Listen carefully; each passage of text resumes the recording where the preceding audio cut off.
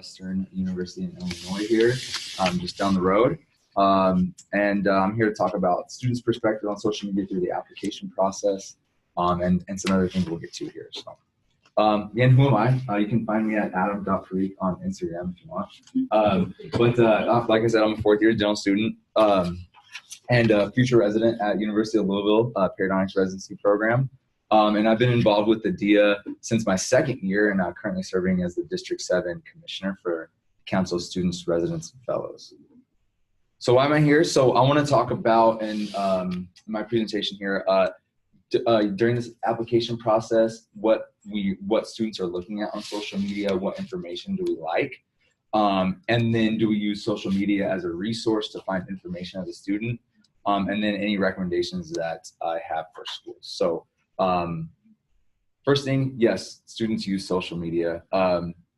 So I think something that a lot of, like, everybody who has social media, you need to look into what is your, like, the curb appeal of your social media, your online presence, because most of us just will go on Facebook here or Instagram and type in, you know, Midwestern, and what's the first thing that comes up.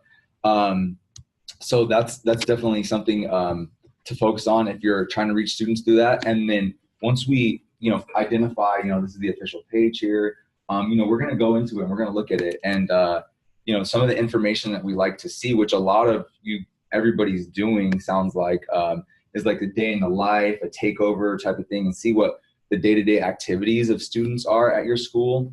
Kind of looking at all the, like, the extracurricular stuff, because everybody's really good about, you know, telling us what the school, like, what the main focus is, the goal, the purpose of the school, you know, your curriculum, how much it's going to cost, all that. We want to see all the extra stuff, right, that's kind of hidden behind this curtain before we actually matriculate into school. So activities, achievements are always great to see. I just pulled some of these from University of Louisville School of Dentistry page. You know, they have a community service event that they had some students on, research award, and then an award that one of the faculty won, which is going to be one of my future faculty. So those are really nice things for us to see that we like. It gives your program some personality, and that's what we're kind of looking for, is, you know, what's the personality of the program, what's the vibe of your program, and oftentimes you can really articulate that on social media. And then Student Doctor Network, which I'm glad to hear that some of your institutions are actually following what's said on Student Doctor Network, because almost all the applicants will go on Student Doctor Network and look at the information there. So, you know, one of my suggestions is to identify if there's any specific pages or whatever that concern your institution, and see what information is out there. If that's misinformation, you know, address it in your other social media pages or emails or correspondence with applicants. So, and then the one other thing that Student Doctor Network is great at, and I think that there's an opportunity for your institutions to take advantage of, is connecting other applicants to, like, with each other, and kind of having them discuss the application process and all that. So, you know, I know a lot of you were talking about getting establishing Facebook pages for those who are admitted, but maybe establish a Facebook page for those who are interviewing during this process, and they can share information and connect with each other. So, and that'd be something unique that other schools aren't doing, that I know of so far. But as a student, so using social media as a dental student, this was my first post once I got to school. So, you know, all of your students are using social media in some form or another. And a lot of them are, especially, you know, in my kind of generation of dental students coming up, and as we'll hear from in a little bit, they're using social media to market themselves, right? I mean, ultimately, it's a nice free way to advertise yourself, and detail your experiences throughout school, so that when you get out, you know, you already have all this material, advertising material there, that you can start referring people to your practice or whatever. So I see a lot of students doing that now. But as a student, I think the number one thing is that we use social media for to get information is through Facebook. You know, we have a class page. At my institution, it's created by the students, so we created it and we run it. But I hear from some other institutions that that they're administrating it. So, you know, it's a great tool. You know, it's really good at sharing. Really good for us to share specific information. Hey, this class is canceled, or today's a snow day, or whatever it may be. Instagram has been really popular now, and I think is gaining some traction with students, especially at my institution, to promote like events, do student spotlights. The ASDA account at Midwestern does a really good job at posting great content that a lot of students are starting to see. So, you know, it's something to keep an eye on, all the different clubs and organizations at your institutions. What are their social media presence? What are they posting? Maybe you can work with them to establish a unified social media presence. And I understand, like, you know, there's some administrative issues there with branding and all that, but, you know, if you can, try to create some connections there. Oops, sorry. And then lastly, you know, I think at the university level, so most of your institutions aren't standalone dental schools, but there's a university associated with it. Their accounts are really good for sharing, you know, just general information, safety notices, you know, events at the university level. We have it's called Groovin' in the Grove. It's one of our big events that Midwestern hosts. It's coming up actually in a couple of weekends. It's a 5K on campus, so they're always posting about that. They do through the Facebook page, Midwestern's Facebook page, they'll do a contest for students to design the t-shirt and all that. So that's kind of nice to kind of, for other students, you know, at all the different colleges to see what's kind of going on. So, and then spotlighting other programs, again, you know, seeing what your university is up to. So my recommendations, number one, if you don't have a social media account or presence for your college specifically, get one. You know, I see when I was doing some of my searches on social media, oftentimes the university will have a social media presence, but the School of Dentistry won't. And that's something that you could, like, I think would be really beneficial for you to have, is, you know, an account associated with your specific college, so that you can kind of, again, give that personality to your college from students who are looking to attend. All right. Create content that reflects your program, right? Give your program that personality that it has, right? And reflect that on the social media pages. Quality and quantity, you know, it's, you know, quality. I think most institutions are good about posting quality content, but having regular content coming up all the time for students to see, like we're here, you know, we're less focused, so we like to, you know, just kind of ADD all the time, look through stuff and see what's going on, you know. Utilize different accounts for different purposes. You know, if you, like, for instance, you know, connecting applicants together, you can utilize a Facebook group. Or, you know, if you want to spotlight your school, maybe Instagram's better for students. Or if you're trying to reach out to the public, you know, have a different social media page for that. And then if you're, as students, you know, find out what your students like. How do they like to get information? You know, maybe Facebook is really popular at one institution, or Twitter is at another. You know, find out what your students like and use those platforms to disseminate information that you want to put out there. And then keep these accounts student focused. I mean, obviously we're all in a academic environment, so, you know, the focus should be the students and what they're doing, and or anything that's kind of pertaining to their experiences in school. So that's all I have. We'll answer questions in a little bit. Thank you. Thank you.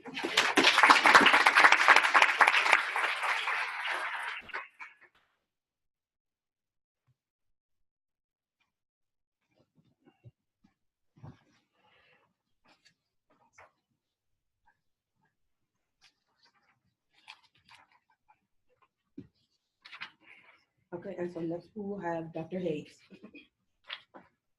Thank you. Good morning. Good morning. Good morning. There's a lot of people here. So this is a great topic to talk about, because it's happening right now as we speak. Actually, I'm recording right now. I'm on Facebook Live. I have a following of PreDental students that are always looking for information. So that's why it's an important day this morning. So inspiration. First, let me introduce myself. I'm Dr. Darwin Hayes. I am a graduate of University of Maryland Dental School. I did a residency, GPR residency. Been in private practice. Was in the Air Force for about 4 years overseas, and actually came back to the U.S., opened a practice in California, also in Las Vegas. Came back to New Jersey and reconnected with the program that I did my residency at Bronx, Lebanon in New York. Since then, I've been really engaged with New Dentist. in many different ways. And one of the first inspirations I had about this communicating with applicants through social media came through a leadership diversity institute that I was a part of in 2014 through ADEA. And there is a project that we have to do as part of that year-long program. And that project entails some type of leadership project that's going to impact the community. So my project dealt with new dentists and being able to communicate with them and creating an after dental school, what do you do type of playbook. So that was one source of inspiration for me. The second source of inspiration was a buddy of mine that I had the chance to meet with and be part of his family in LA when I was in practice. His name is Grant Cardone. Has anyone heard of Grant Cardone before? All right, so write this down. Write down his name. And since you're here to learn more about social media, this guy is obsessed on social media. His background is in sales, and he has probably one of the top sales platforms in the country called Cardone University. He's written 4 books, and his biggest thing is about businesses and how to help businesses succeed and do well. And his main thing is people have problems because no one knows about you, right? So at schools, it may not be as much, but some schools, there are some facets about your schools or about residencies that students don't know about. So you have to get out of obscurity, right? Go from unknown to being known. So that's one of his platforms, and he's all over social media. I think he has over 800,000 subscribers on YouTube, and same thing with Twitter and social media. But he probably, I think every day he has some type of, he has his own studio in his office as far as TV and production studio. Again, communication. Another guy, inspiration, Gary Vaynerchuk. Anyone heard of Gary V? Some people, some hands. Okay, we're warming up. Gary Vaynerchuk is from New Jersey. He's second generation Russian immigrant, and he was very influential in helping his dad and his wine business in New Jersey grow from, I don't know, I think maybe close to $5 or $6 million in sales with wine, just by utilizing social media, utilizing YouTube. And Gary's biggest thing is getting attention, right? Getting attention. He says his oxygen is having your attention so that he can share his thoughts and his things that he's implemented in his digital marketing company that he has. Another source of inspiration for me has been this Dr.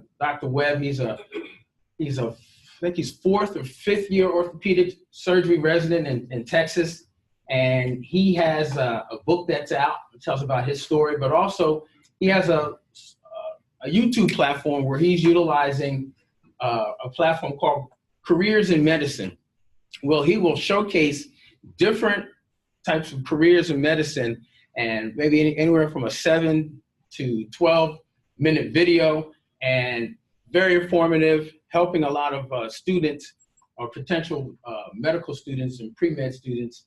So I contacted him. We did a video on how to become a dentist, and that also, his platform was very inspirational. So after gathering all of this information and following these people and remembering what Gary Vaynerchuk says and Grant Cardone says, and having someone else in the medical field that has a platform on social media, I was kind of thinking about, all right, so what can I do? How can I utilize the things that I learned in the leadership development program through the ADA and put this into action so that it has the biggest impact, right? Boom. So I created my own channel. All right, I created my own channel. And for the most part, the content that I have on my channel deals with dental topics. I will go on live, like we're all right now. I'll go on live and have a forum for for patients, informational form about veneers, about oral health care. Some of the topics that I get some more of the content from is Becker's Healthcare. Dr. Bicuspid is also a great platform. The ADEA News as well, for different topics in dentistry to utilize. Also, content comes from questions from our residents. As a residency director, we have 38 residents, GPR residents. We're the second largest program in the country. And we have a lot of new dentists that are still trying to figure out what to do after dental school, after residency. A lot of them are going into private practice. Some of them are going to specialty programs. So some of the content that's on that page is based on their questions and their thoughts and their fears and things that they want to know more about. And then also get topics and questions from, just people emailing me or actually sending texts through Facebook and Instagram as well. So that's how some of the content is developed for the channel. We mentioned about frequency, and someone said as much time as possible. Good luck with that. It's challenging. It is challenging, and Terrell and Terrell and Tyler, the T&T brothers always give me a future DDS. They will also kind of chime in and talk about the frequency. Grant Cardone, he posts like every day. Gary Vanderchuck posts every day. There's a lot of people that have really incorporated into their practice, into their business. But I will tell you, it's very challenging. So I started off trying to do every day, and it got to maybe like 3 or 4 times a week. And now it's just Wednesdays. All right, it's just Wednesdays. And that could be challenging as well. So some of the challenges, time management, right? Where do you put in the time to do this? I heard some people mention that they utilize some of the students, so they have somebody or may have someone else in the office that does it. But even then, if you have a team of 2 or 3 people, you have to manage that time as well. Questions. Right now, I've been getting a lot of questions from international students or international dentists. I say easy every day. I get 3 or 4 emails about how do I come into the U.S. to specialize or to go to dental school. So trying to handle a lot of those questions on a daily basis is a challenge. I find myself after hours, after 10 o'clock, going through those emails and trying to answer some of those questions. You also will have some challenges in putting the things together to edit it, right? Some of the things that you'll have, whether it's Instagram or on Facebook, you'll be able to just kind of free flow, and once it posts, it posts. But for some of the things that we do that are on YouTube, you can edit, and you will need to edit some of that. So that takes time as well. So you have to figure out how you're going to do that as well. So we mentioned editing. It can take, 1 or 2 hours editing, depending on how long your content is. We will tell you that usually after about 7 to 12 minutes, the attention span is like, boom, it's done for the viewers. And what's nice about some of these platforms, they will show you through the analytics, they will share with you what is the time period that people usually sign off, or how long they've been actually watching the video that you have. So you have to keep that in mind as far as you're editing your piece. Recording time, as far as pre-podcast recording time, you have to email people back to set up your Zoom video. I use Zoom video a lot for a lot of the recording. So that takes some time as well. Overall, as far as some of the videos, it can take up to a week just for one or 2 videos, right? And then you also have to go back and distribute through all the different pages. We mentioned Facebook. People are on IG as well, Instagram. And if you have a website, you have to upload things to the website as well. I also utilize a podcast called Anchor, which is a listening.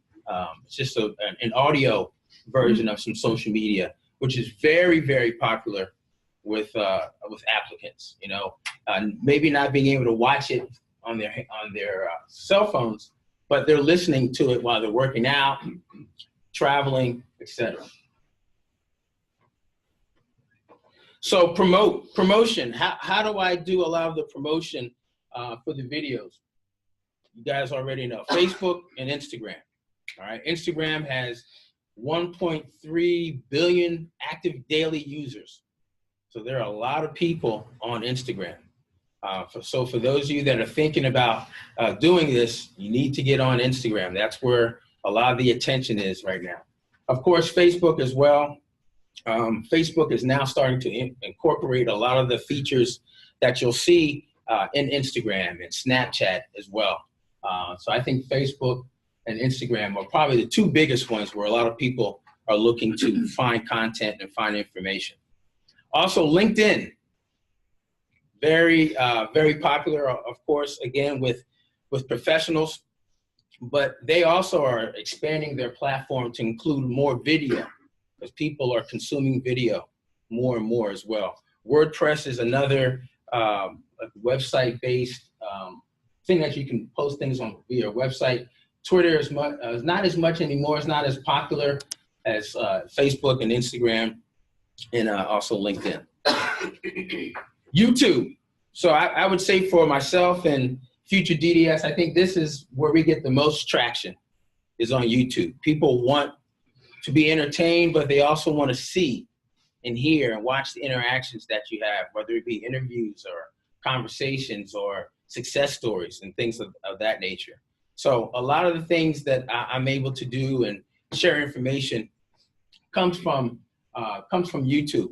As a matter of fact, one of the things that we created kind of as a byproduct, not intentionally, was a YouTube video about the residency program.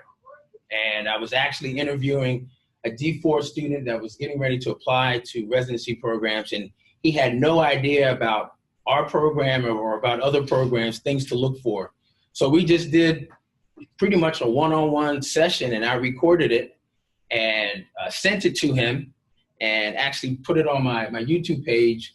And for the last 3 years, we get at least 50% of the applicants have seen that video about our residency program, and they are very appreciative of the fact that of the information that they are able to glean from that. Because what happens for a lot of the residency programs, there's not a lot of information on the website. So if they don't do a site visit, or if they don't know other students or other residents that are at the program, they have to find some more information besides StudentDoctor.com as well. And that's been very, very helpful, another way that they're able to do that. So this is the part that I really like, because it's a way of letting me know that it's working. People are watching, and people are paying attention, and they're looking for the information. This is an email that I got last week from a student, a doctor that I have not even never met before. We never connected before. Yes. She is our graduate. See, small world, small world. So I just highlighted some of the success stories, and I have a couple more, then I'll be finished. So I thoroughly enjoy viewing your videos about dentistry. I watched several episodes, some twice, during this past application cycle into residency. I found your videos helpful because I've been out of school for several years before applying to residency. It paved the path for me to follow, because I honestly did not know anything about the application process. I did successfully match into the PreDental program this past year. So it's working. This is a former resident of ours, Dr. El Shabini, who also just recently got into PreDental. Thank you, Dr. Hayes, for taking the time to mentor me in applying to pediatric residency, for reviewing my CV and my personal statement. You're an awesome mentor, and I truly appreciate the time you reserve on your Saturdays to give me your pearls and wisdom and advice for pursuing my career goals and dreams. Another success story is a mentee of mine who's at a D2 at Howard University. Dr. Hayes has been nothing short of amazing. After a few phone conversations with him, my entire perspective of what it took to get into dental school changed.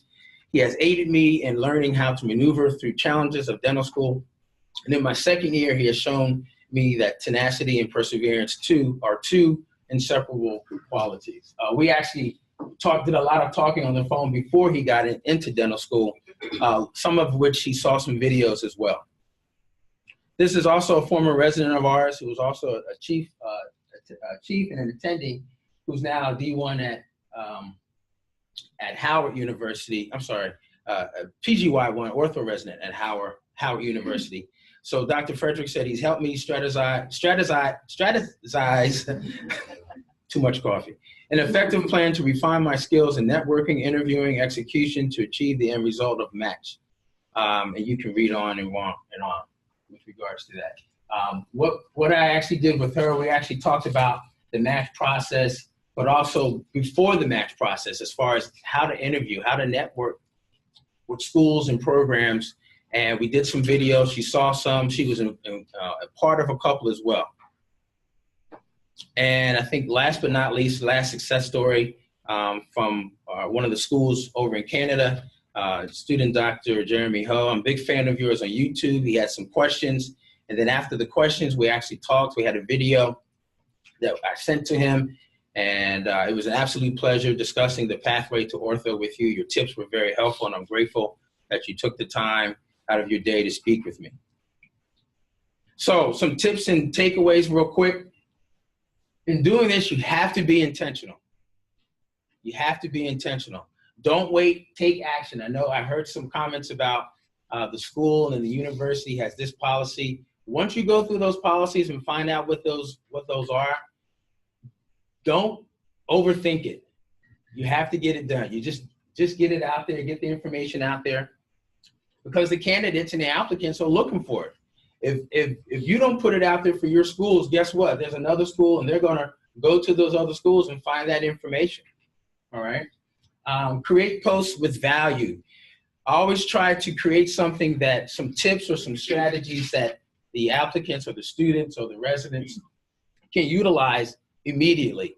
Some of which I'll follow up over maybe the next week and just ask them, hey, did you put tip 1 or tip 2 into action? And use all platforms at the same time.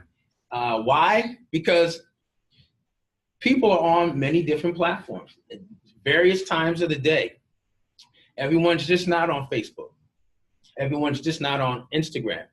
So when you create your post, the posts have to be, or the content has to be ready so that you can share across all of those platforms as well.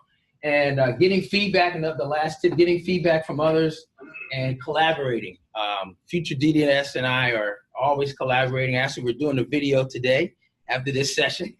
But it's also good because people are looking at similar schools or similar people that are posting information. And when you collaborate or bring in someone else into that space, then that creates more traction for your videos and for your content and your information and your message as well. Thank you. Yep. Thank you.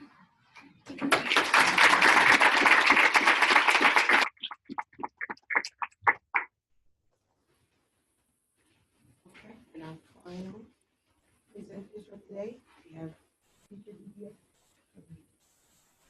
Everybody hear me all right? Yes. Okay, cool. Well, good morning, everyone. My name is Terrell Friday. I'm a second-year student at Tufts University School of Dental Medicine. And my name is Tyler Brown. I am also a D2-year student at Tufts University School of Dental Medicine. And we together are future DDS. We're going to go kind of quickly because we want to give you guys time at the end to ask questions. So what exactly inspired us excuse me, to start the Future DDS platform? If you look at this photo here, we're kind of in a celebratory mode right now. This is actually our graduation day from our master's program at Barry University. At this day, we had time to reflect back and kind of think about the influence that we had that were very impactful to us, from SMDP programs to, having great mentors, great role models that kind of led us to this position, actually being accepted into dental school. What we wanted to do was then go back and, give that to someone else, other pre-dents who maybe didn't have that outlet. Give a more personal student account of a lot of things that they may get from admissions departments, but maybe don't feel comfortable asking about from that department. So we wanted to give that outlet. Here, actually, what? Hello, everyone. My name is Tyler Brown. I am a Howard University graduate from Atlanta, Georgia. I am the Spanish religious. How you doing? My name is Paul Brody. I'm a graduate from Lawrence College. Now finishing my master's at Berry University. Getting my education at South University next year. That's 2021. Okay, so this is actually our first pilot video, or the first video we actually decided to shoot. As you can tell, it's extremely raw, underdeveloped to a great extent. We actually just told our roommate, hey, hold the camera, we're about to stand on this wall. So what I want to say here is any school out here that maybe is looking to start up a more social or be more prevalent in the social media field, you just have to start. A lot of times it's a lot of trial and error, you know, and you're going to go through some learning curve. Hopefully this presentation kind of helps you guys do that, but it is just a starting place. And we actually got to this video one day, you know, it goes back to what inspired us. I come in and we're studying for our comp exam to finish up our master's, and Tyler comes in, he's very passionate, very adamant about wanting to really set up this platform. Like, oh man, and when I was coming into school, I really wish I had somebody at this school. I wish I had somebody I can really like talk to on a regular basis. Kind of like my big brother that will give me the true take of everything it takes to get into dental school. I actually ran out of my room. I had the same conversation with one of my friends from undergrad the night before. So we sat down, kind of picked each other's brains, put together the platform and kind of put the ideas down, and it coincided. So we decided to go forward and create the Future DDS platform. This is actually a screenshot of our YouTube channel. Now we've developed over the last year and a half about 90 videos on our YouTube platform, over 200 posts on our Instagram platform, ranging anywhere from a day in the life to, you know, highlighting our SNDA dinner at our school to, you know, application series to helping with DAT. So every facet that we wanted to kind of showcase as PreDentals, or we had questions about as PreDentals, we kind of used that as a focus heading into it. But, you know, I'll let Tyler start to talk about how we develop the content a little bit more. So, of course, we were in a situation where a lot of future dentists want to be in. We were pre-dents, really wondering what it's like to be in dental school. So we went. What is it? Yeah. Okay. So we went and we made a huge list. We made a huge list of everything that we wish we had known before we started dental school. And we decided to just make most of our posts based off of that. So if you can see on the left side, we always wondered what it would be like to be in a dental school classroom. So we took a picture and we put that on Instagram. Over there on the right, you can see that we have a picture of pencils and paper because we wanted to know how do dental school students take notes. If you look in the middle, one little funny meme, tired, just tired. You know, at the moment, we thought that our first semester in dental school was going to be the hardest thing we would ever see in dental school. Unfortunately, we were wrong. And we know this now being D2 in our second semester.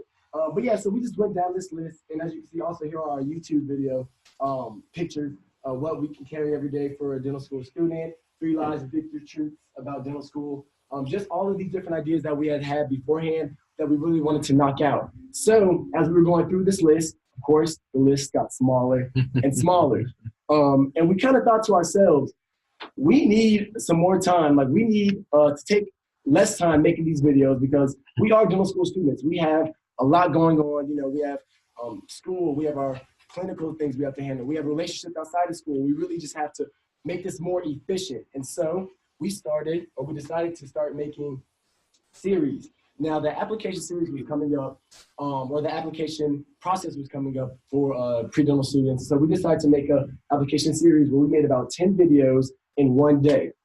What did this do? This enabled us to, one, make these videos so that we had this content for our subscribers, but as well as create consistent content so that our subscribers weren't worrying where we were if we didn't post once every week. And so we did this. We literally woke up on, say, around 6 a.m., and we would make a video, change clothes, and we did this, and it really did work. It really did work, you all. We did this for application cycle, and we also did it for the DAT. But then we started to see that, you know, we're giving all this really useful content, but by this time we had an audience, and this audience, they had reached out to us. We had conversations with them. It was almost more of like a dental Future DDS family. So we want to give them a little bit more personal information. And that's what we started to do. We started to take little mini photo shoots of us just in dental school doing funny little things. Granted, here with me and Terrell in our white coats, us playing video games when we get the little free time we have in dental school, as well as me and a couple friends in the lab. And our viewers really, really did like this, you know. But, you know, we always try to remember that the main reason why our audience is on our platform is to receive information about dental school. So we easily could have made it Terrell and Tyler's life in Boston and, you know, really just had a great time with that. But, you know, we always wanted to make sure that every piece of content that we provided to the viewers came back to getting into dental school or just the dental school experience in general. And so one thing we really want to let you all know is to really know your audience. Everybody who is on you all's platforms are trying to get into dental school and want to know what your dental school is like. Therefore, all of your content needs to be tailored towards that. We've seen and we've tried to actually go and reach out to different people as far as like, or different audiences, such as like medical school and things of that nature. But realistically, we're in dental school, we're going to talk about dental school, and that's what we've seen be the most successful in our pursuits. And so, 3 factors that we always keep in mind. 1, quality content. We want to provide quality content. 2, we want to provide consistent content. And 3, we need to be efficient because we do not have a lot of time as dental students. And so actually upcoming April 1st, we're actually releasing a new series called the Future DDS Dental School Experience Series. So as Terrell actually mentioned earlier, the first day I ran into our Miami apartment, I said, I really wish I had like a big brother at a school so that I could really understand what it's like to be at that dental school. So we talked about that and we decided, hey, let's go ahead and make that experience for our viewers. So me and Terrell, we split up all 66 dental schools, including Puerto Rico. And we interviewed somebody from each one of those schools. We did a video chat for about 20 minutes each. And we are going to start releasing that on April 1st, you know, because everybody wants to know, everybody wishes they had that personal friend that could really tell them what dental school is like. And of course, nobody said anything negative about their dental school. We would never allow that. You know, we would never allow that. I know you mentioned something about the interview question. People talk about their interview process, but of course, no questions. And everything's just extremely positive because we want people to come to Future DDS and know that, you know what, I can do this. I can get into dental school. Here's what dental school is going to be like. I'm ready for this. And that's what we're trying to promote within this new experience series that we're creating. So with regards to consistency, we tried a lot of things in the beginning. We tried to do 1 post on Instagram a week and 1 YouTube video a week. But we found that it takes us a lot less time to make an Instagram post than it does to make a YouTube post. So then we kind of upped it up, we increased it a little bit and made it so that we post 3 Instagram posts a week and 1 video on YouTube a week, every week.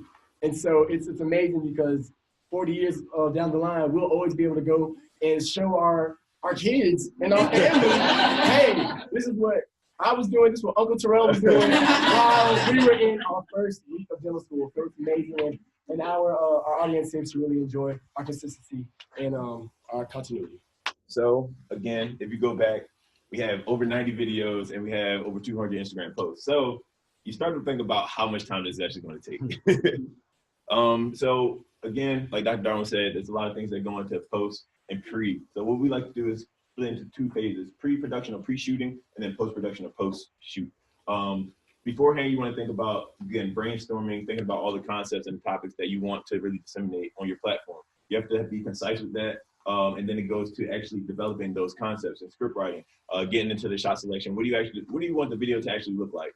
What do you want the platform, or what do you want the medium to actually be like? What do you want to portray?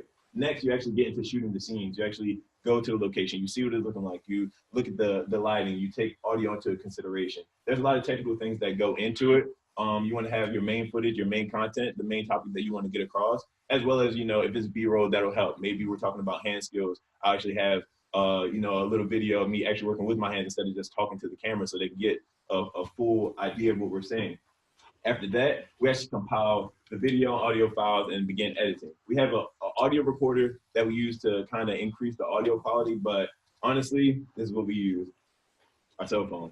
I mean, it really doesn't take more than this, and obviously we're dental students, so we're on a budget, but you know, it really just, again, starts with starting. Like, begin somewhere. Take out your phone, get a student, find a student, someone who's very passionate about it, maybe, you know, and put out an email. Maybe that'll help. Somebody who's very passionate about it and, you know, can streamline that process a lot more than maybe you would. Maybe you're not as hip to the Instagram or the YouTube process, and they can do that for you. So after you compile everything, get all the footage together, you actually edit this footage. This is actually probably the most time-consuming part. It's actually video editing. We use Final Cut Pro, and it goes from, you know, cutting that footage, putting it all on the timeline, actually cutting, make sure the transitions are good, the audio matching so that the information that you're portraying is actually heard, you know, from the audience. You know, we put background music, make sure the background music isn't drowning out what the speaker is talking about, and adding titles and labels so that, you know, it's a little extra. Like if you want to emphasize something in your video, put a title, put a label so that people know this is another segment of your video, or this is something important that I want to, you know, emphasize. After that is uploading and advertising. Now, uploading or footage rendering, you know, bouncing the footage from actually just raw timeline to a full polished video, it takes time, but it's very passive. In the background, happens in the background. You can create that still image that we, you know, put on our Instagram, put on as our still image for our YouTube, so people know exactly what the content is going to be. We put a big title, you know, very descriptive, so they know I'm clicking on this so I can know about this, or I learn about this, or I'm interested in learning about DAT series. We have a DAT stamp on it. After that, you share it to your YouTube as well as your Instagram. When you're sharing it to your YouTube, of course, again, the title, the description is going to go into a little bit more detail about what the video is actually talking about. And then you have your end screen. And if anybody who's watching a YouTube video, you know how those 3D or 4 videos come up on the end. Utilize those, because you can actually funnel students back into other video topics that are similar to what they're hearing about, as well as, you know, maybe another playlist or another user that gives similar information. Tags is something essential to utilize as well. Instagram, YouTube. Anytime you go in and you search something, dental school, or you search a certain school in particular, this is the list of things that are going to come up. And the higher you can go up on the tags list, or the more tags that you have to get people to your content, the better. So this is actually going to lead to, you know, breaking down the weekly hour breakdown. So we take about an hour to actually develop the content.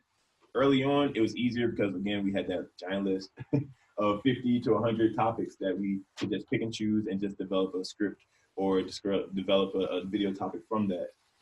Now we kind of go week by week until we do a bigger series or a batch of videos. After that, we take about an hour to shoot a week.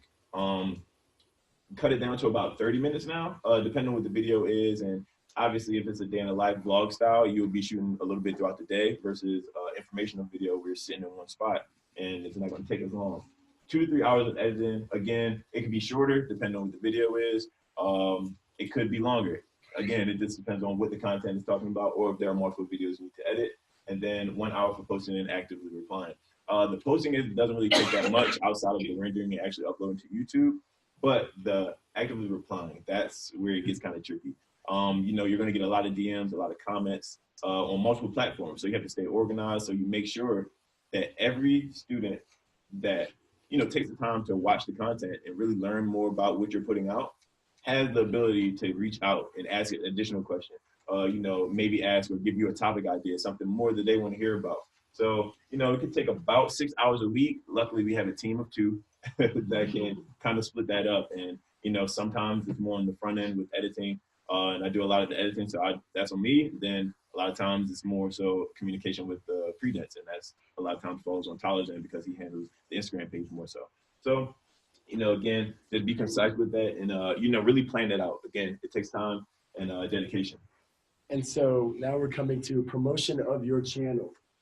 I want everybody to recognize this. The quality of your posts is really all that matters. I don't know if you all know this, but Instagram and Facebook actually follow an algorithm, and they kind of watch your interactions on each post. So say you post a picture, it's of high quality, and you have a great description within the description box, and you might get 100 likes and 50 comments. Instagram and Facebook will actually put that in front of more people's eyes. So they'll put it on their Discover page or whatever it may be, so that more people can interact with your page because they want great content on their platforms. So it also works on the reverse side, whereas say you put up a low quality picture and you might get 2 likes and maybe 1 comment. They will literally deafen your post so that a lot of people do not see it. So always keep that in mind and always think quality first. And we're able to say this because we've gone through a lot of trials and tribulations when it comes to promo. You know, when we first started, we thought, okay, we can make a piece of content, we can pay $10 on Google AdWords and get, you know, a lot of viewers and get a whole bunch of different subscribers, but that does not work. We tried Google AdWords, Facebook ads, and Instagram ads. But the thing that has always worked for us, and when we get 2,000 likes with 100 comments on a post, is when we take an extremely, extremely high quality picture, and then of course have a really descriptive description and really telling them or telling the audience what we're doing, why we're doing it, etc. So another great tool for promotion is your actual brand. Now, brand is a huge topic right now among social media. Brand is what people say about you when you're not in the room. Now, we have a bunch of viewers. We have a huge, not huge audience, but an audience who comes and gets all free content. And all we do is try to help. We don't ask anything from anybody. You know, following the examples of Dr. Holloway and Dr. Katzberg, just really giving information to everybody and really trying to help first. That's what we kind of have built our entire platform on. And because of that, people have actually shouted us out on their social networks and really just told their entire audience, hey, go check these guys out. They're a great resource. And when they do that, we're exposed to an entire new audience who, of course, is going to go and click on our link, see that we post quality content, and then they become a subscriber. So that's really just a lot of brand recognition. And that's something we always try to focus on. So brand recognition and quality being the main tools for a successful promotion campaign. And now that we're at the end of the presentation, Terrell and I just want to say thank you so much for allowing us to come and talk to you today.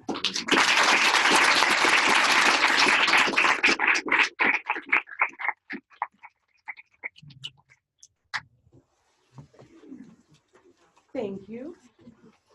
So now we can start to open up questions. If you all have questions that I know that was a whole lot to take in. We wanted to make sure that the questions didn't take away from the presentations, to make sure that we had time to get through all of them. So if we have any questions. Oh, no hands? Yes. Yeah, they mentioned several times that they wanted the social media posts to be up for the students, about the students, and I'm wondering how appealing it is when you think about faculty, like if a faculty is presenting or a faculty wins an award, or you rather more see something about what the students do, or both? I'll take that one first. That's fine. So I guess it really depends on what you're trying to get accomplished with that page.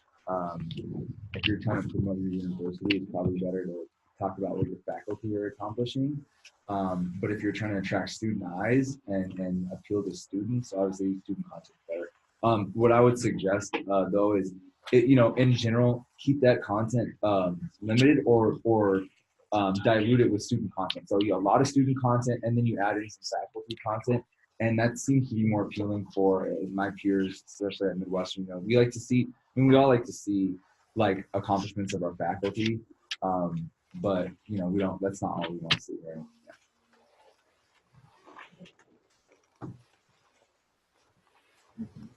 And yeah, just make sure that you know who your target audience is. And like you said, if you are trying to get eyes of the students who are trying to apply to your school, you want to post more student perspective type of stories. But if you want recognition from your entire university, of course, you want to post more about the faculty. Go ahead. Thank you. First of all, great job. This was a very informative session. I appreciate that. We're kind of on the cusp of doing not quite that involved, but anyway, my question is, what kind of, you mentioned your phone was the only piece of equipment that you used to take the videos. You said you edited it. I don't know much about Instagram and Snapchat and all that crap, but what kind of editing tools did you use? Can you kind of give us kind of the background info on equipment? I appreciate it. Thank you. Okay, so originally we started out using iMovie. It's a pretty simple, I guess, and it really depends, I'm sorry, but if you have Windows, it'll be maybe a little different. We use Apple products to edit. We started out using iMovie, and once we kind of started taking it more seriously, we just decided to invest in Final Cut Pro. Final Cut Pro just allows you to do a little bit more with like audio and transitions and stuff, but if you just want to do very simple videos, you can go into iMovie, really cut the footage exactly where you want to, and splice those footages together. And then it'll give you, again, great quality, a enough for you to get your point across, and especially if you're not taking it as seriously, if you don't want to really develop it as much, but you want to get more information across, you can use iMovie to do that. There's also, iPhone editing on your phone. You can use iMovie as well on there. So, don't think too hard about it. It's not, it's nothing extremely hard. You can watch YouTube videos as well, and they'll literally go step by step on how you can cut the edge, how you can upload, how you can kind of start to advertise that. So, it does take some front end time, but it's easy to get in the back end. Thank you. Yes. I'm just curious from a student wellness perspective. Sometimes when we live in this world, it can be almost as difficult to dental school. So how do you ever feel that way, that it becomes taxing to constantly live in the social media world? Definitely. I think that there's a new app on the iPhones. It's called Screen Time, and you can actually monitor how much time you use, how much time you're looking at your phone, and how much time you're using on social media. And if everybody opens that today, I think you might be shocked at what you see. And I think we both looked at our screen and we were just almost embarrassed, and we definitely try to take time out of the day. Like we'll block off maybe 15 minutes to reply to all of the DMs, but after that 15 minutes, we stop. Because if we don't, we'll be considered our phones all day. And I think it's just not proactive at all, especially with us still being students. For any of the panelists, I know that sometimes with social media, what you might think, and you might think, your audience, your friends or your family, or for professional reasons, you might think content's gonna really be a smash, and it's just a total flop. I'm curious if you give examples of like what you've learned about what people aren't responding to, and you're like, I did not think they weren't gonna like that or whatever. And then also like, do you delete stuff you don't like as much because you don't want it to stay out there and then be less popular? Can you hear me? Yeah. Okay, so we don't delete anything. It's kind of a documenting of our whole process. Sometimes we spent a week editing and coming up with the topic, and it flops, or it doesn't do as well as something we just literally, we're in lab, let's take a picture and upload it, and you get 1,000 likes like instantly, So it's kind of trial and error, and it takes time to really like go through exactly what your end user wants to see, and they want to see so many different aspects, especially depending on what your actually goal of your platform is. If it's more informational, you're only going to have a certain ceiling because you can only disseminate information in a certain way. But if it's something that has a little bit more entertainment value, then you just start playing around with different things and maybe give different perspectives, and you'll kind of learn your niche of what works. And also on Instagram and on YouTube, they have these things called analytics, where you can really dissect what your viewers like and what they don't like.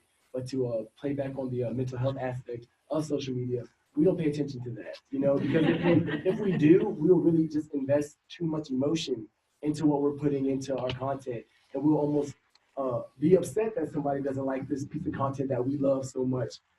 So yeah, we literally just post something and just keep moving and just keep on to the next. Same thing. I don't delete anything, but I do document, meaning I'll pay attention to how many views and the actual period of time that they're spending watching it.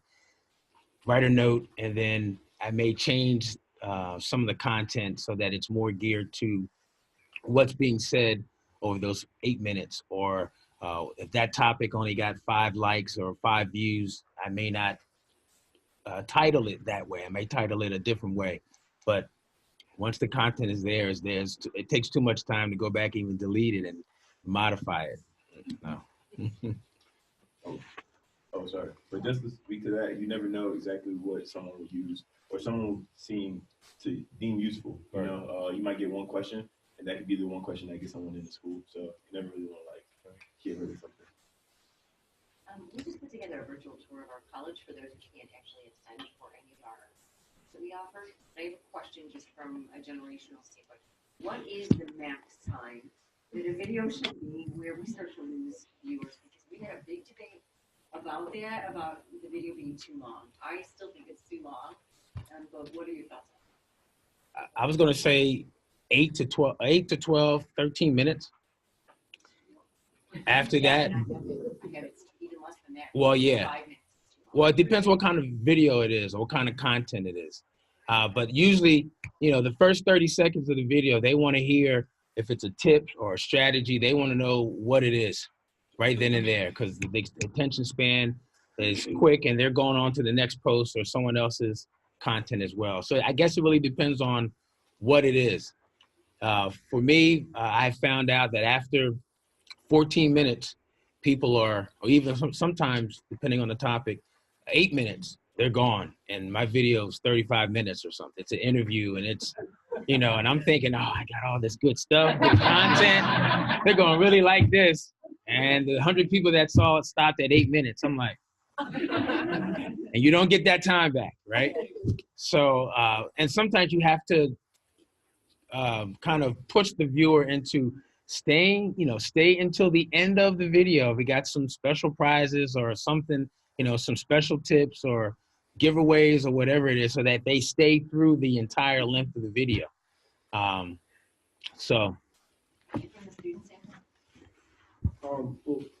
Yeah, I guess I'd say about it really just depends. So if it's an entertaining video, they usually want it quick. If it's information and they really need that information, they'll be more willing to stay. So obviously for the school tour, I would start with the highlights of everything that you really want to get across to them, and then everything else be extra information. So it'll be maybe 3 to 4 minutes of very crucial things that you want to highlight about your school, and then after that could be extra information, maybe student spotlights or like faculty, highlights, something like that. Maybe things that, and maybe you should poll students at your school of things that they feel are the best things at the school. Put those first and then push other things down the list maybe. Okay, so I want to thank all of the presenters today. You did an excellent job. So we really appreciate a round of applause.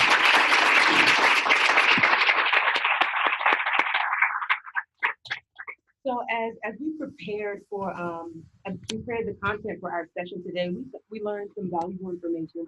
A lot of what we heard today, and some of the, we kind of ran out of time, so I'm going to run through them quickly, but these are just some of the things that we kind of pointed out as we were learning things, Shantae and Ebony and myself. Again, I said that you kind of heard them today. But being aware of your school's guidelines, and if you don't have one, what do you need to do? And they kind of talked about today, like, don't focus on it too much. Don't allow it to make you afraid to move forward with it. When using social media, remember the importance of hashtag, which did not come up at all today, so I feel like kind of old. Like, do we still do?